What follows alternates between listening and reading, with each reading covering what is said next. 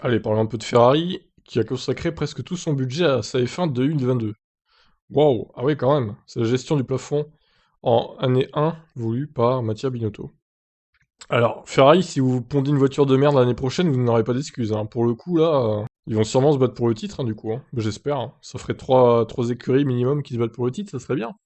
Ferrari a historiquement eu, sinon le plus gros, certainement l'un des plus gros budgets des équipes présentes en F1.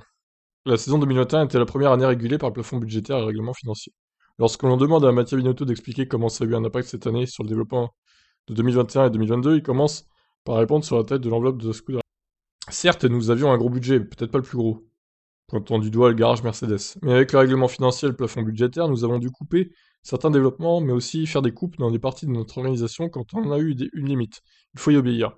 Ensuite, chez Ferrari, en premier, nous avons identifié 2022 comme notre priorité absolue. Donc aucun compromis n'a été fait dans le développement des voitures 2022.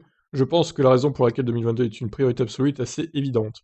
C'est une nouvelle ère en termes de réglementation, et plus que ça, en sachant que nous sommes en retard en termes de capacité par rapport aux meilleurs concurrents, c'est pourquoi il était important pour nous de vraiment nous concentrer sur l'avenir et d'essayer de faire de notre mieux pour notre avenir à moyen et long terme. Et c'est pourquoi 2022, nous avons donc compromis d'une manière ou d'une autre 2021. Bon, en même temps, ils ont fini troisième de 2021, donc c'est pas mal. Ça limite la casse, de toute façon, ils pouvaient pas faire mieux, hein. Mercedes et Red Bull étaient trop en avance. Ils ont fait ce qu'il fallait, c'est-à-dire finir comme étant le meilleur des autres, finalement.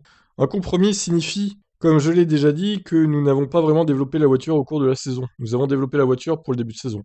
Nous avons abordé quelques problèmes sur le comportement de la voiture au tout début, lors des 2-3 premières courses.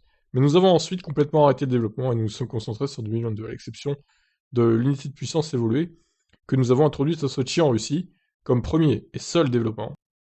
Ok, bon. Eh ben, bonne nouvelle hein, pour les fans de Ferrari, je pense que vous pouvez vous attendre à une très bonne saison de la Scuderia.